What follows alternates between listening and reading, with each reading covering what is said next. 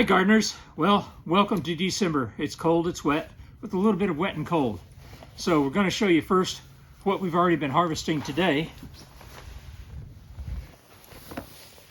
The last of our squash, and as you can see, even though these were under a horticultural fleece, there is some surface frost damage because we had some nights where we had some pretty good frost, even a little light dusting of snow.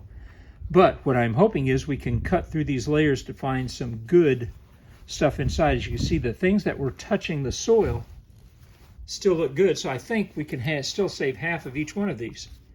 Now that doesn't seem like much, but it's another pound or so of food. There's one thing that doesn't mind the frost as much, and those are beets. Today we have harvested these Kogia beets here. Beautiful color. And we have our first of our golden beets. So this is a nice haul of several pounds of beets here. I love that golden color there. And it doesn't bleed, so it's going to be delicious. Here we have some of our new lettuce coming up that we planted a few weeks ago. These are the winter giant spinach, and this is an old butter crunch that was a volunteer from last year. So as you can see, it's growing just fine. They will tolerate light frosts. The leaves get a little thicker and a little chewier, but they're still good eating. Here's what's left of our beet bed. And as you can see, a lot of these were growing in pairs. That's why they look a little bit smaller. See there?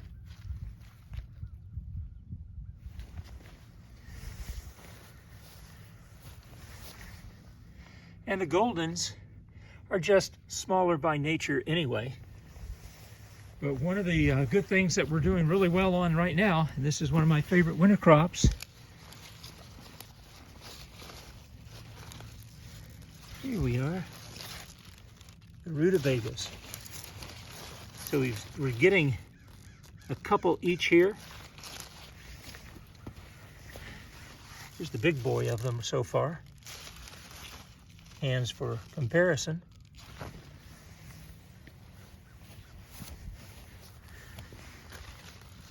These can grow well into the deepest part of our winters. Oh, and check them out. Look at that. That's a beautiful rutabaga there. Trying to split, and that's because we went from a little drought to a little rain.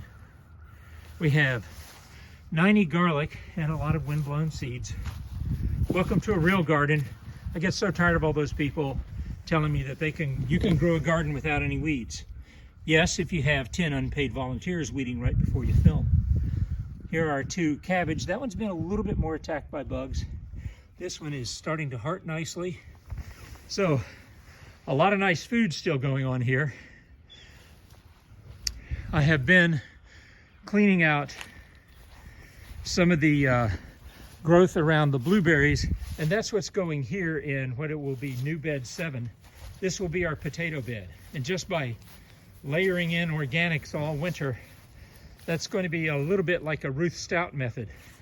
And I think I'm even going to put a bale of hay of straw over the top of this come late February to get it ready for a March planting.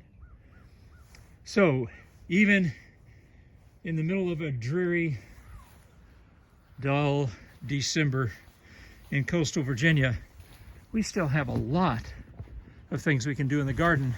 And as you saw over here in the harvest, a lot of food. Go out there and grow your own food, folks.